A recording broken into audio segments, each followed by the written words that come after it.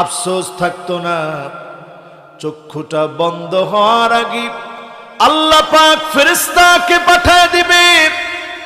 ফেরেশতা এসে বলবে, আল্লাহ তাখাফু ওয়ালা তাহজানু, ভয় পাওয়ার কোনো কারণ নাই, চিন্তা করার কারণ নাই, তুমি ভয় পেও না।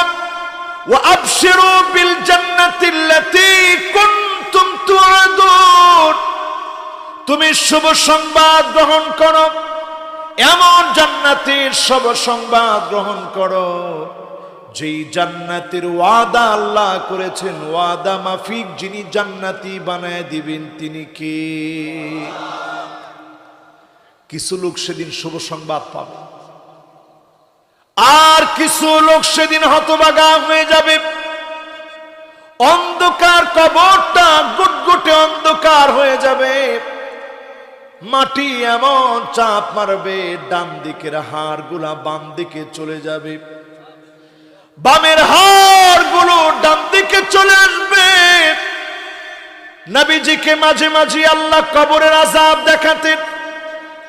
আল্লাহর হাবিব বলতেন, একদিন যদি তোমরা দেখতে পেতে, আল্লাহ তাদাফানু, দাফন কাফনের কথা তোমাদের মনে থাকতো না, সব তোমরা ভুলে যেতে।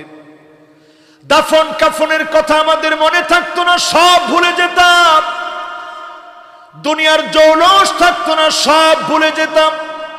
দুনিয়ার পিছনে পাগল পারা হয়ে ছুটতাম না, সব ভুলে যেতাম। এই কবরে আমাকে আপনাকে ঠিকই যেতে হবে।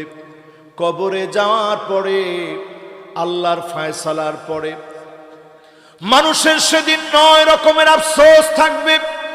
কয় রকম? 1 নম্বর আফসোস করে লোকেরা বলবে, ইয়া লাইতানি কুনতু তুরাবা,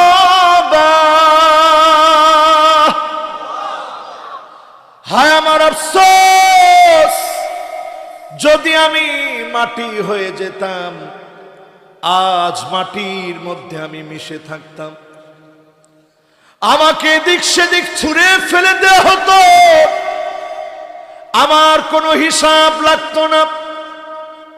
শ্রেষ্ঠ মানুষ আল্লাহ বড় আদর করে বানালেন। অন্য কোন প্রাণীকে আল্লাহ পাক আকল দেন নাই, যে আকল আল্লাহ রাব্বুল আলামিন মানুষকে দিয়েছে। প্রাণীদের ভিতরে শাহওয়াত দিয়েছেন, যৌন চাহিদা দিয়েছেন। মানুষকে আল্লাহ যৌন চাহিদাও দিয়েছেন, আকলও দিয়েছেন। ফেরেশতাকে আল্লাহ রাব্বুল আলামিন, মালাইকা যারা, তাদেরকে আকল দিয়েছেন, যৌন চাহিদা দেন নাই।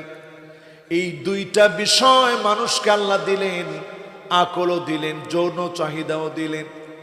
শুধুমাত্র